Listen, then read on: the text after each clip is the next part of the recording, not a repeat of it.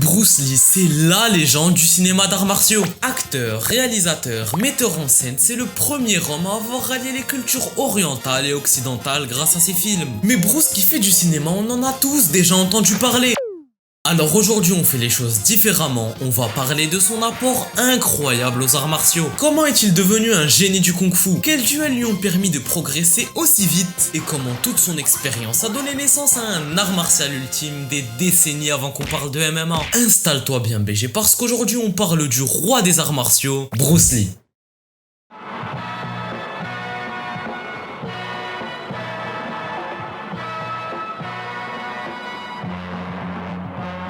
Tout commence en Californie, où naît un enfant sous le signe du dragon dans une famille pas vraiment banale. D'un côté, son père est une star de l'opéra chinois. De l'autre, sa mère est issue d'une des familles les plus riches de Hong Kong. Et après plusieurs désaccords sur le nom à donner au jeune garçon, c'est finalement celui choisi par son infirmière qui restera Bruce. Alors qu'il a seulement 1 an, la Seconde Guerre mondiale menace d'atteindre les États-Unis. Ça oblige alors la famille Lee à retourner à leur ville d'origine, Hong Kong. De retour en Chine, les conséquences de la guerre sont terribles. À cette époque, l'Empire du Milieu est occupé par le Japon et le pays est sans dessus dessous. Ça fait que le jeune Bruce va grandir dans un Hong Kong ravagé par les gangs et la misère. Pour ne rien arranger, Bruce est un garçon turbulent avec de grosses lunettes et qui ne tient pas en place. À cause de ça, il se fera harceler très jeune. En parallèle, notre héros commence à s'intéresser à un truc typiquement chinois, les wuxia. En gros, c'est l'équivalent de Marvel en Chine. Et franchement, c'est beaucoup trop stylé. Inspiré par cet univers, il décide que c'en est fini du petit Bruce persécuté. À partir de là, Bruce s'imagine en héros wuxia de la bagarre. Et au début, ça a vraiment l'air de marcher. Enfin, jusqu'à sa défaite contre un certain William Chong. Bruce va se faire littéralement défoncer par ce garçon. Mais pourquoi? Pourquoi est-il si fort? Eh bien, il y a une chose qui sépare radicalement les deux garçons. William fait du Wing Chun Kung Fu.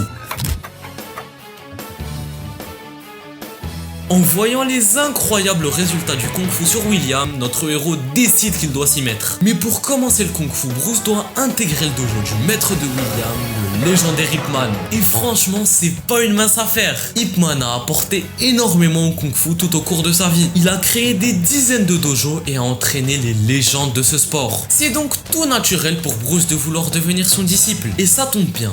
William et Bruce commencent à devenir potes et Bruce va enfin rencontrer Ip Man. Pourtant, c'est loin d'être gagné parce qu'Ip Man ne prend que les meilleurs dans son dojo. Et pour ne rien arranger, Bruce se voit toujours comme un héros de wuxia avec un ego énorme. Du coup, il galère comme un chien pour intégrer son dojo. D'abord, il enchaîne les refus, mais grâce à une détermination de fou furieux, il y arrive enfin. Bruce commence enfin son apprentissage du Wing Chun Kung Fu et son objectif est clair, devenir le meilleur élève d'Ip Man.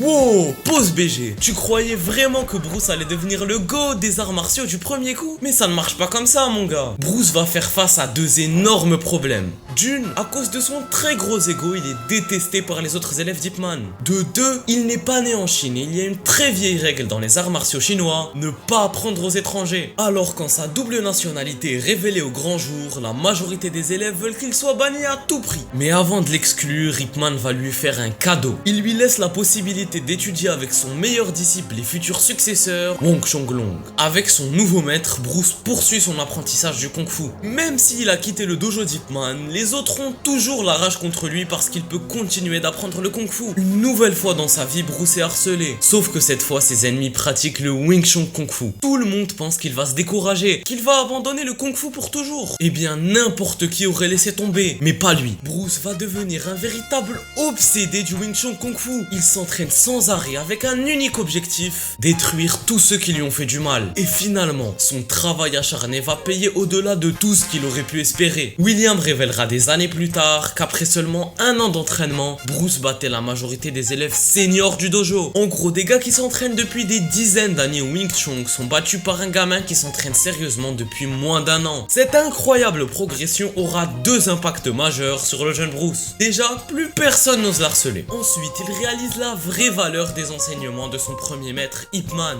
Bruce comprend que les arts martiaux ne sont pas simplement un moyen de se défendre ou de devenir meilleur à la bagarre. Non, les arts martiaux sont en fait une philosophie, un état d'esprit. Et ça, Bruce s'en rappellera toute sa vie. Sa phrase la plus célèbre lui a en fait été enseignée par son premier maître. Empty your mind formless, shapeless, like water.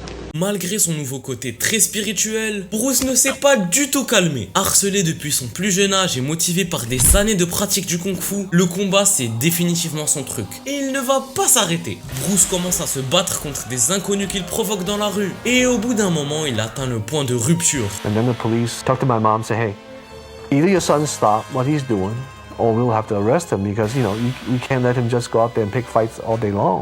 Ses parents en ont marre de tous ces combats et prennent une décision radicale alors qu'il a à peine 18 ans. C'est décidé. Bruce est envoyé aux États-Unis pour faire ses études avec seulement $100 en poche. I remember I was about to go to sleep and he came by my bedside and he was telling me that, hey Robert, I'll be leaving tomorrow, and he didn't say I miss you and all that stuff, but I could see his emotion.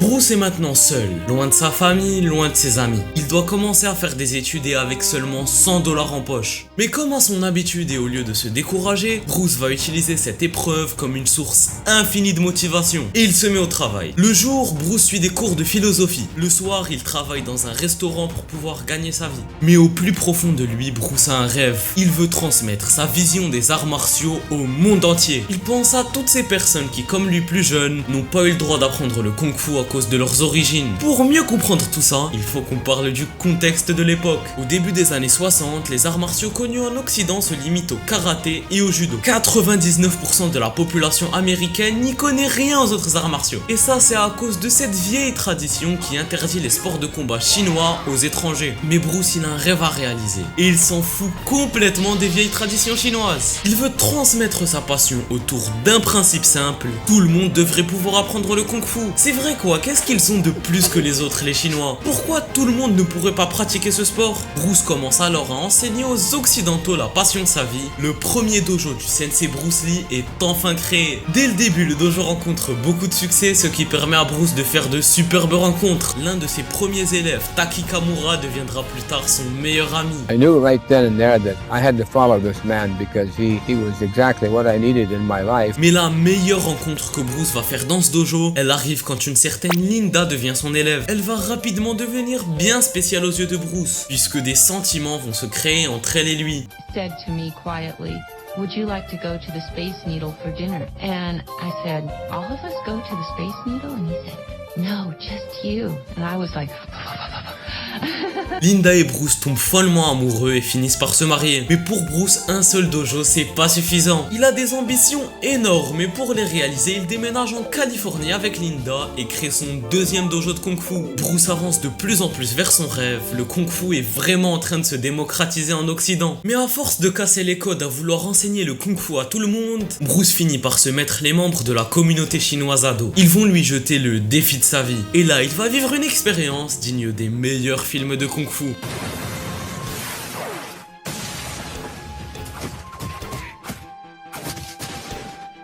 Les Chinois décident de confronter Bruce avec leur champion, Wong Jackman, une référence du Kung Fu. S'il arrive à le battre, Bruce pourra continuer à enseigner sa discipline. Par contre, s'il perd le combat, Bruce devra définitivement arrêter d'enseigner le Kung Fu. Face à ce défi, on est tenté de croire que Bruce va flancher. Mais comme d'habitude, on n'est pas face à une personne normale. C'est Bruce Lee. Il est convaincu qu'il va détruire son adversaire.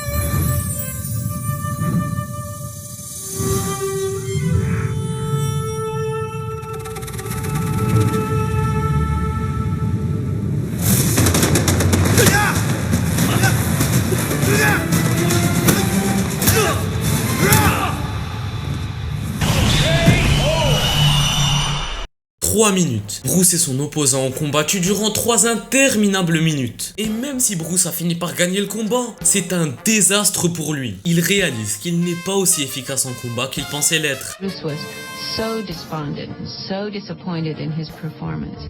Actually, this was a real turning point in his life and in his martial art development. Ce combat va permettre à Bruce de se remettre en question de fond en comble. Il réalise que son style de combat ne lui correspond pas, qu'il n'est pas assez bon dans la maîtrise de son corps et de son esprit. Bruce rêve toujours de démocratiser sa vision des arts martiaux, mais il décide de le faire d'une toute autre manière. À partir de là, Bruce reprend sérieusement l'entraînement, comme hanté par sa faible performance pendant le challenge. Il veut retrouver l'essence de sa pratique des arts martiaux et pour ça, il va se donner à 200%. Et au prix d'une longue réflexion, Bruce en arrive à la conclusion ultime, il ne va pas abandonner un style de combat pour un autre. Non, Bruce va tous les pratiquer en même temps.